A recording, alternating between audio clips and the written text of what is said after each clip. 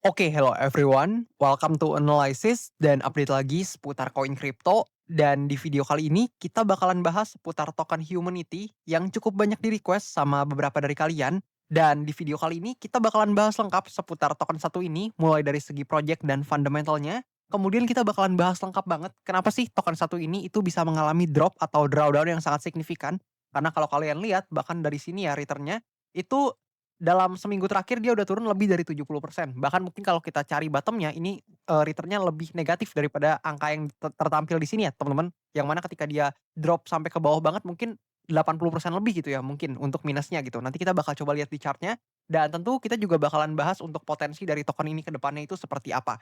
So, tentu sebelum video ini saya lanjut, disclaimer dulu bahwasannya keseluruhan isi video ini sama sekali nggak ada maksud untuk mengajak siapapun menjual ataupun membeli aset tertentu, dan juga sama sekali nggak bermaksud untuk mempromosikan aset tertentu. So always do your own research karena this is not financial advice. Nah, oke, langsung aja. Di sini per video ini saya record ya di hari Kamis teman-teman, tanggal 11 Juni 2026, dan basically ini sekitar jam 11 malam. Jadi mungkin teman-teman nontonnya ini bakal di tanggal 12-nya teman-teman ya atau lebih teman-teman. Dan di sini kita bisa lihat untuk token satu ini untuk harganya udah drop sangat signifikan ya teman-teman. Kalian bisa lihat nih dari titik, yang cukup tingginya sekarang tinggal 0,16-an US dollar ya teman-teman. Atau nanti kita juga bakal lihat untuk, di chart-nya ya teman-teman ya, karena sepertinya ini drop-nya lagi cukup besar nih, tapi kalian bisa lihat untuk datanya. Dan di sini untuk market cap dari token satu ini itu ada di angka sekitar $465 million teman-teman. Tapi ya harusnya ini juga udah turun jauh dari, titik tertingginya, karena kan kalau harganya turun otomatis ya perkalian antara, tokennya atau harga asetnya dengan supply beredarnya itu akan menjadi semakin kecil ya hasil perkaliannya, dan otomatis itu akan menurunkan nilai market cap-nya juga gitu. Nah di sini untuk peringkat market cap-nya jujur nih sebenarnya, lumayan tinggi ya karena masuk top 100 teman-teman, dan nggak mudah ya untuk suatu koin atau token tertentu itu bisa masuk top 100-nya dari, data berdasarkan kapitalisasi pasarnya gitu. Tapi ya ternyata token satu ini tuh bisa masuk, dan sebenarnya apa sih project dari token ini? Kita bakalan bahas di sebelah sini ya. Nah, di sini kalian kalau lihat, apa sih itu Humanity Protocol gitu ya, atau ticker-nya yaitu H ya teman-teman. Di sini gampangnya ya, Humanity Protocol ini tuh sebenarnya adalah, salah satu blockchain layer 2, which is sebenarnya kalau kalian lihat nih ya, di sini kita baca aja penjelasannya. Dia itu adalah suatu blockchain yang ambisius, which is blockchain layer 2 teman-teman, kayak yang tadi saya bilang, yang fokusnya itu adalah untuk pembangunan pada sistem identitas terdesentralisasi atau DID ya teman-teman, yang aman dan berbasis privacy. Nah dari sini aja kita tahu nih, berarti kan, project satu ini itu punya quote and quote 2 narasi ya, atau dia ada di 2 sektor, which is adalah, project layer 2 dan juga di sektor atau narasi privacy gitu ya, which is dia adalah blockchain layer 2 yang fokusnya ke privacy. Itu kita lock dulu tuh untuk, pengetahuan kita terkait hal tersebut ya. Pokoknya dia tuh berarti, blockchain layer 2 yang mana fokusnya tuh ke privacy gitu, teman-teman. Nah, di sini tujuannya tentu adalah untuk menyelesaikan masalah mendasar yang dihadapi oleh dunia digital ya, which is pasti terkait keamanan. Kita lihat ya, verifikasi identitas individu secara aman, pribadi, dan tanpa bergantung pada otoritas terpusat gitu ya. Udah pasti teman-teman, karena, basically dia kan, bermain di narasi privacy ya, otomatis ya pasti hal-hal seperti ini ya, keamanan, kemudian, apa sih gimana caranya supaya kita bisa verifikasi identitas individu nih tanpa bergantung pada satu otoritas terpusat dan lain-lain. Pokoknya pasti bermainnya di area itu ya biasanya. Nah di sini Humanity Protocol menggunakan teknologi biometrik unik. Nah di sini baru kita masuk nih ke specialty-nya dia, apa sih USP-nya, unique selling point, dari project ini tuh apa? Nah ternyata ini nih USP-nya teman-teman, di mana dia tuh punya teknologi biometrik unik yang mana pemindaian telapak tangan untuk verifikasi keberadaan manusia, teman-teman. Di mana tanpa menyimpan data pribadi yang sensitif, dan di sini visi utamanya adalah untuk menciptakan lapisan identitas universal yang dapat digunakan untuk berbagai aplikasi Web3 seperti gaming, DeFi, dan tata kelola on-chain sehingga mencegah bot dan penipuan. Itu tujuan mereka. Ini kita keep dulu ya teman-teman sebelum kita bahas kemana mana. Nah selanjutnya kita scroll ke bawah, di sini ada teknologi dan infrastruktur ya, di mana kita bisa lihat ada beberapa, teknologi ya, atau ya bisa kita katakan infrastruktur mereka lah ya. Di sini kita bisa baca ini yang biometrik berbasis telapak tangan, ini yang tadi teman-teman ya, yang mana yang tadi saya bilang ini adalah teknologi utama mereka, atau teknologi inti mereka, atau kita sebutnya USP dari project mereka lah ya. Yang mana di sini, protokol ini itu menggunakan pemindaian telapak tangan. Jadi ada scan telapak tangan sepertinya untuk bisa membuat bukti kriptografi yang unik untuk setiap individu gitu ya. Jadi data mentah itu nggak pernah disimpan, hanya tanda tangan, kriptografi yang dihasilkan gitu teman-teman. Jadi ya, hopefully ya mungkin kalau dari yang saya tangkap, project satu ini tuh, membuat quote and quote ya, dia bisa pindai atau scan telapak tangan sehingga orang-orang tuh nggak perlu masukin informasi sensitif mereka gitu ya teman-teman. Jadi ya, dengan telapak tangan mereka aja, mereka tuh udah bisa memverifikasi ya, atau di sini dia bilangnya protokol ini, pakai pemindaian telapak tangan untuk membuat bukti kriptografi yang unik untuk setiap individu. Jadi mereka bisa akses untuk quote and quote ya semua data mereka di on-chain mungkin bisa verifikasi nih ya kayak yang dibilang di poin nomor 2 di mana, verifikasi verifikasi on-chain yang mana bukti kriptografi ini kemudian digunakan untuk memverifikasi bahwa pengguna adalah manusia asli di blockchain. Ini kayak yang tadi saya bilang ya. Berarti ya pokoknya, kuncinya adalah dengan telapak tangan dan juga nanti, dari telapak tangan ini orang nggak perlu masukin data sensitif mereka and then mereka tetap bisa, memverifikasi bahwasannya diri mereka tuh real person ya di on-chain, kira-kira kayak gitu. Nah kemudian kayak yang tadi saya bilang juga dia adalah solusi layer 2 atau blockchain layer 2 ya, which is ya dia berperan sebagai layer 2 yang dapat diskalakan. Nih kalau kalian bingung maksud diskalakan itu apa, berarti dia tuh scalable teman-teman ya, yang mana kalau udah berbicara kata skalabilitas berarti itu quote and quote dia akan dituntut untuk cepat gitu ya teman-teman, karena kan, punya skalabilitas gitu ya, skalabilitasnya tinggi berarti semakin cepat gitu, semakin cepat dan semakin murah nih kita baca ya. Memungkinkannya untuk menangani volume transaksi yang besar dengan biaya yang rendah, itu udah pasti ya. Kalau volume transaksi yang besar berarti dia harus cepat, kemudian biaya itu harus rendah gitu teman-teman, yang sangat penting untuk adopsi massal, kira-kira kayak gitu ya. Dan di sini ada lapisan kredensial yang mana protokol ini menyediakan lapisan kredensial di mana pengguna dapat mengontrol dan membagikan kredensial yang dapat diverifikasi tanpa mengungkapkan identitas mereka. Nah, ini untuk beberapa poin-poinnya dan teknologinya. USP mereka tuh ini, teman-teman. Pokoknya nih mereka ini nih fitur-fitur yang mereka banggakan gitu ya, yang mereka sediakan gitu. Nah, oke, sekarang kita scroll lagi ke bawah nih ya. Tokenomiknya nih kayak gimana sih ya? Nah, kita bisa lihat nih, untuk tokenomiknya di sini kita dikasih lihat sebenarnya ini, belum terlalu detail untuk tokenomiknya di artikelnya, tapi nanti nggak apa-apa saya bakal tunjukin untuk, tokenomik detailnya untuk alokasi kayak gimana. Jadi teman-teman jangan khawatir, di sini kita baca aja untuk yang disediakan, which is kalian bisa lihat ya, ini sebenarnya artikel ini tuh lebih menjelaskan kepada, apa sih utilitasnya atau kegunaannya dari tokennya ini teman-teman ya, yang mana Edge ini adalah token asli dan utilitas utama dari jaringan Humanity Protocol. Tapi kalau dari yang saya perhatikan, sepertinya Edge ini tuh adalah utility token sekaligus governance token. Kenapa? Karena di sini ya, ini ada 2 bukti ya di sebelah sini nih. Nah, kalian bisa lihat yang di sebelah sini 2, yaitu adalah untuk pembayaran jaringan dan juga staking ini adalah bukti bahwasannya tokennya itu adalah utility token. Sementara di sini ada fungsi tata kelola ya, nih kalian bisa baca, yang mana fungsi tata kelola ini ketika ada di suatu project berarti kita tahu bahwasannya token Edge ini juga merupakan governance token gitu ya, yang mana buktinya adalah adanya fitur tata kelola ini. Yang mana berarti pemegang tokennya itu bisa voting nih, nih kalian bisa lihat ya, memiliki hak suara, yaitu dia bisa voting ya, dalam tata kelola on-chain-nya, memberikan mereka kendali atas keputusan-keputusan penting terkait pengembangan protokol. Nah ini membuktikan bahwasannya Edge ini itu juga adalah governance token gitu teman-teman, kira-kira seperti itu. Dan di sini kalian bisa baca-baca berbagai hal lainnya, tapi mungkin nggak bakal saya terlalu jelasin ya, karena nanti videonya kepanjangan. Dan di sini kita bakal langsung masuk ke alasannya, kenapa sih, token satu ini tuh bisa drop sangat signifikan, yang nggak lain nggak bukan di sebelah sini ya. Nah, ini kalian bisa lihat ya, dia drop lebih dari 80% atau sekitar 80% karena katanya kena hack teman-teman, diduga kena hack ya, kita baca teman-teman ya. Nah di sini, token Humanity Protocol atau H, dia mengalami, tekanan besar setelah muncul laporan dengan peretasan yang menyebabkan kerugian lebih dari 30 juta US dollar teman-teman, ini besar sekali. Dan di sini kita bisa lihat, insiden ini memicu aksi jual besar-besaran hingga harga tokennya itu dilaporkan anjlok sekitar 80% dalam waktu yang singkat dan memang seperti itu ya kejadiannya ya. Nah, di sini kalian bisa lihat nih untuk, pengakuan atau lebih tepatnya untuk, laporan ya, kabar pernyataan resmi dari tim Humanity-nya nih kalian bisa lihat sendiri di sebelah sini. Mungkin kalau kalian mau baca, saya stop dulu sebentar dan mungkin kalian bisa pause dulu untuk baca. Dan di sini pokoknya kalau kita lihat di bawah ya, nah, di sini kalian bisa lihat ya bahwasannya, ternyata menurut mereka insiden yang terjadi itu berkaitan dengan kompromi private key milik salah satu anggota Humanity Foundation gitu ya, yang mana otomatis sebagai langkah daruratnya project tersebut tuh minta semua user-nya untuk nggak berinteraksi dulu dengan, bridge maupun liquidity pool mereka sampai investigasi itu selesai dilakukan. Dan di sini ya mereka kerjasama dengan berbagai pakar dan lain-lain ya pokoknya seperti itu. Dan kita bisa lihat nih, ini adalah, exploiter-nya atau hacker-nya lah ya mungkin kita sebutnya dan nanti kita bakal coba track juga nih di, Arkham ya mungkin, langsung aja teman-teman which is di sebelah sini nih kalian kalau buat yang ngerti mungkin teman-teman juga bisa tracking lewat Arkham. Dan dari sini aja kita tahu ya bahwasannya dengan kasar kita bisa lihat langsung bahwasannya nih, kalian bisa lihat nih untuk jumlah token Edge-nya, tapi yang menarik adalah jumlah ETH-nya ya, karena value-nya lebih tinggi dan dari sini kita tahu bahwasannya dia tuh swap ya, atau menukar Humanity-nya ke ETH-nya, which is kalau kalian lihat ternyata ini juga selaras dengan data di sebelah sini ya. Nih kalian bisa lihat ya, bahwasannya, Humanity Protocol ini kan anjlok ya teman-teman, di mana, kerugian melebihi 30 juta US dollar dan pelaku sedang menukar, token Edge-nya ke ETH. Jadi wajar aja harganya jeblok teman-teman atau anjlok signifikan karena tiba-tiba ada di sebelah sini ya kalau kalian lihat nih tadi kita buka rekamnya. Nah otomatis di sini bakal ada selling pressure yang sangat besar untuk token Edge-nya karena, secara jumlah yang besar atau masif ini kan berarti, tokennya tim gitu ya yang cukup besar alokasinya dibanting atau ditukar semuanya di-swap jadi Ethereum gitu ya teman-teman. Yang mana otomatis ya akan ada selling pressure yang sangat besar ke token Humanity-nya dan membuat harga Humanity-nya ya kalian bisa lihat sendiri ya di chart kalian masing-masing, drop-nya sangat signifikan dan ini transaksinya kalian bisa lihat sendiri gitu ya. Ini ada data transaksinya cukup lengkap, kalian bisa lihat ya untuk, apa-apa yang terjadi mungkin, kalau kalian setting tanggalnya sendiri juga bisa teman-teman.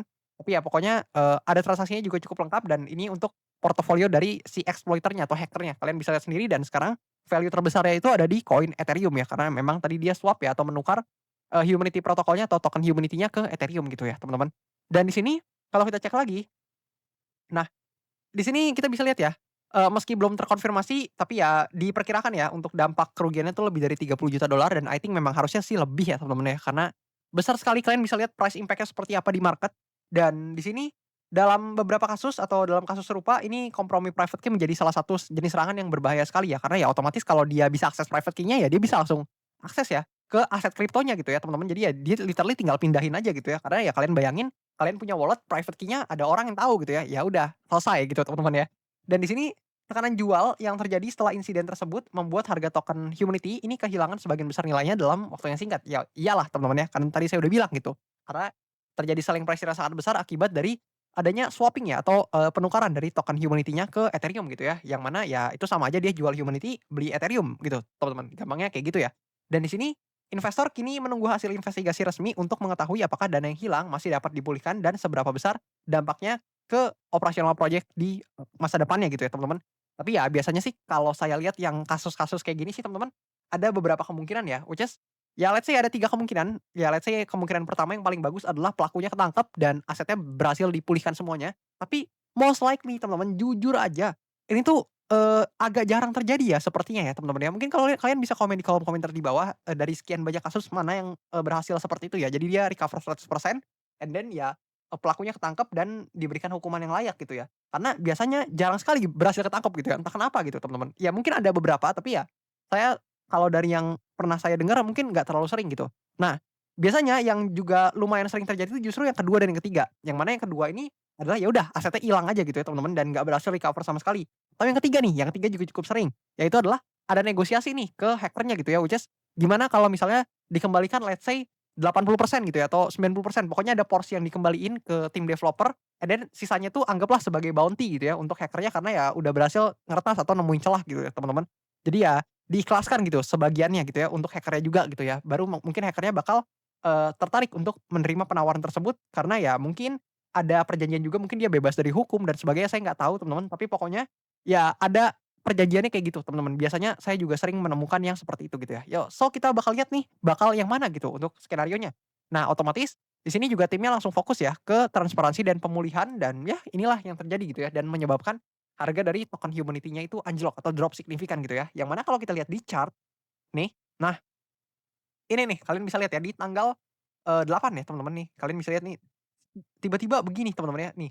Kalian bayangin kalian, adalah holder-nya misalnya nih ya, kalian holder Humanity-nya dan di pagi yang cerah nih teman-teman ya, atau di hari yang cerah nih di 8 Juni teman-teman, tiba-tiba dibanding dar gini 80% ya, 85, 86% tiba-tiba ke bawah gitu ya teman-teman.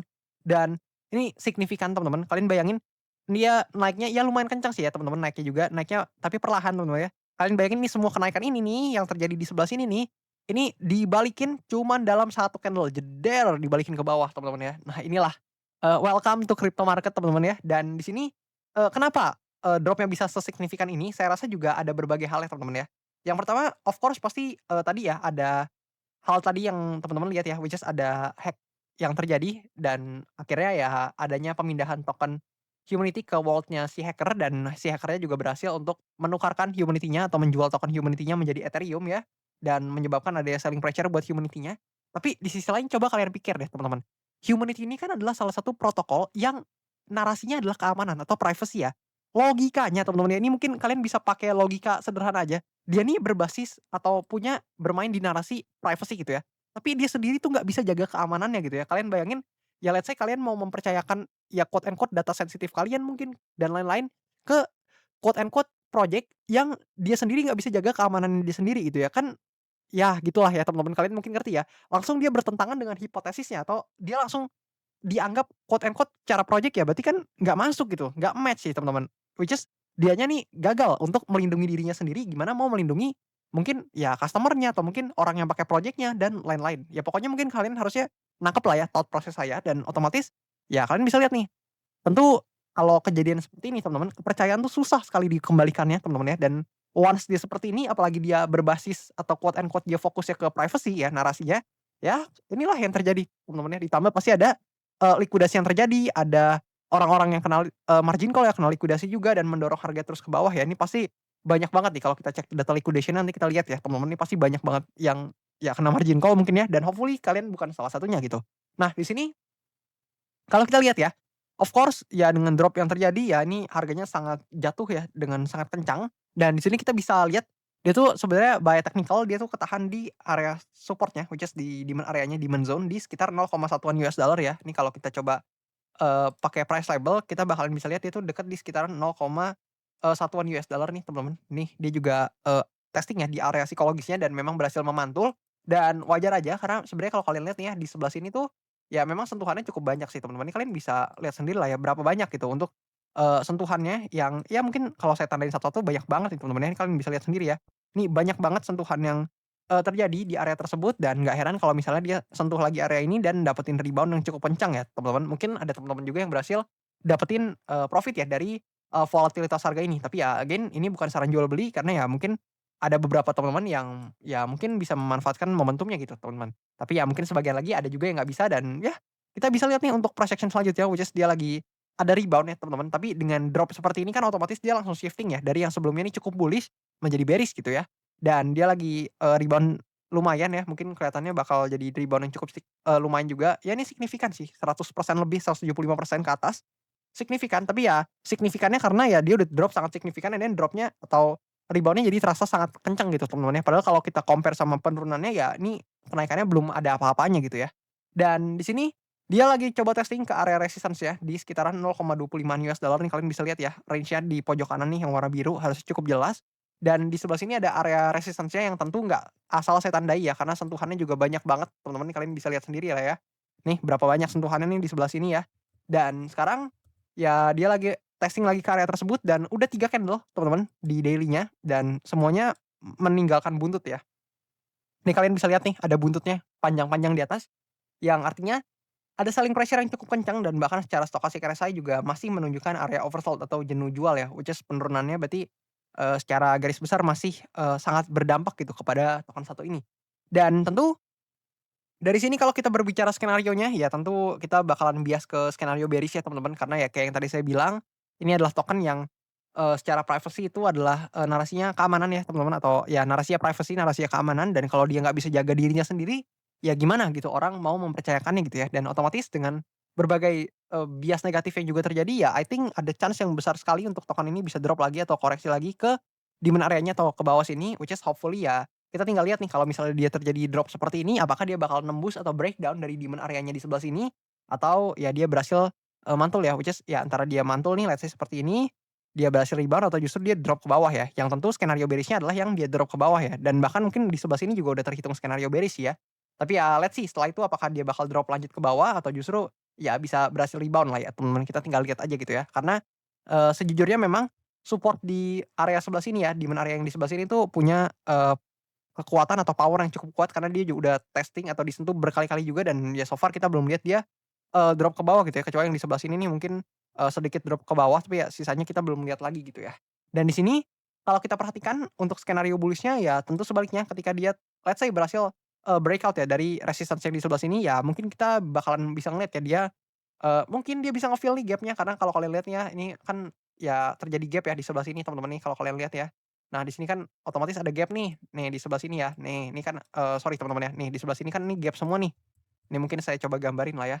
Kalian mungkin bakalan bisa lihat nih di sebelah sini nih, kemudian di sebelah sini. Nah, kalau kita tarik nih, ada zona imbalance yang besar banget teman-teman dan mungkin dia bakalan bisa nge-fill area imbalance-nya ya. Kalau kalian mungkin ngerti, fair value gap dan imbalance ya atau, istilahnya mungkin kalian bakal mengerti bahwasannya di sebelah sini ada inefisiensi atau fair value gap yang besar sekali karena ya drop-nya sangat signifikan teman-teman. Dan kalau misalnya dia berhasil breakout area resistance-nya di sebelah sini, maka ya kita bisa, asumsikan ya, mungkin dia bakal coba nge-fill area imbalance-nya yang di sebelah sini gitu ya. Baru setelah itu kita tinggal lihat nih, dia bakal seperti apa gitu buat pergerakannya. So, kira-kira seperti itu buat, chart-nya setidaknya dari POV saya dan tentu nggak ada ajakan jual beli sama sekali, teman-teman.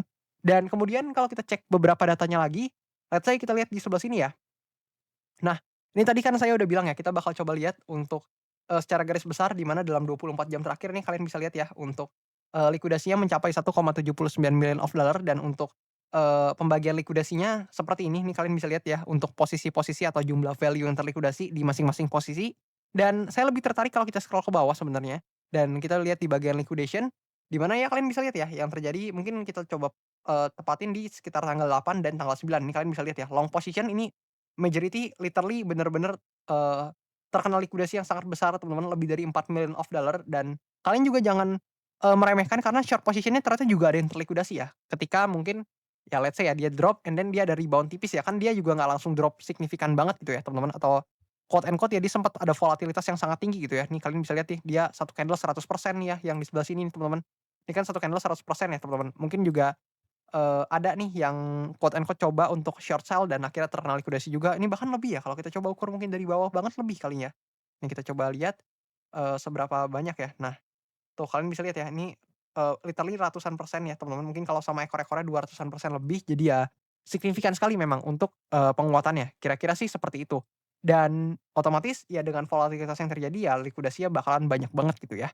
Dan di sini juga kalau kalian lihat ya, nah, buat Humanity Protocol di sini kita bakalan coba, perhatikan, di mana, ini chart tadi yang kita lihat, nih sebenarnya ini adalah token atau salah satu project yang di-invest sama banyak banget venture capital loh teman-teman. Di mana kalau kalian lihat nih ya, ini bahkan ada Pantera Capital juga di dalamnya, ada Jump Crypto dan berbagai, venture capital lainnya, bahkan ada Animoca Brand dan lain-lain ya. Ini mungkin teman-teman pada kenal untuk venture capital-nya atau VC-nya dan dia juga raise dananya besar sekali dengan valuasi yang juga jumbo gitu ya teman-teman, ini lumayan besar loh teman-teman.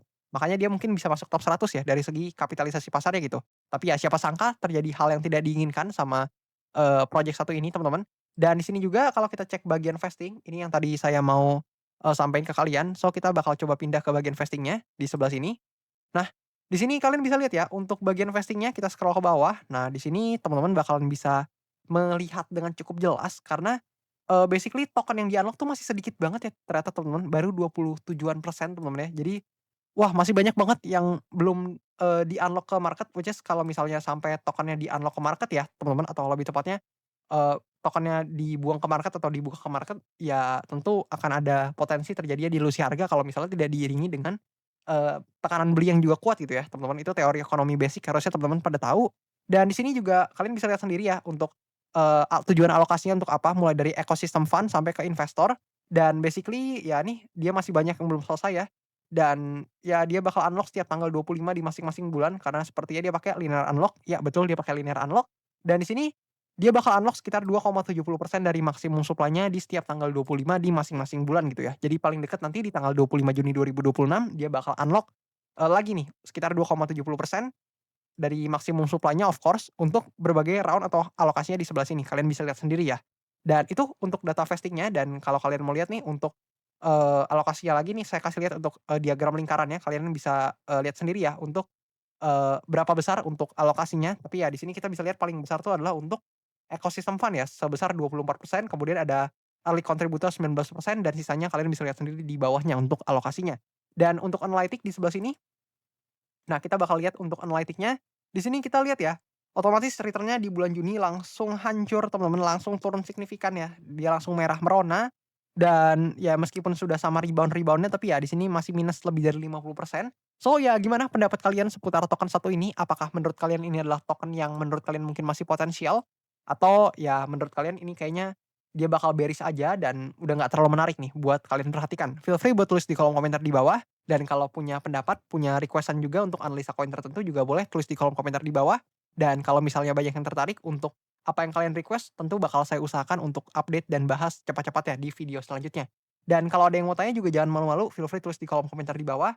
Dan tentu bakal saya usahain untuk jawab-jawabin satu persatu pertanyaan-pertanyaan kalian. Dan mungkin itu aja buat video kali ini. Thank you dan sampai jumpa teman-teman di video-video selanjutnya.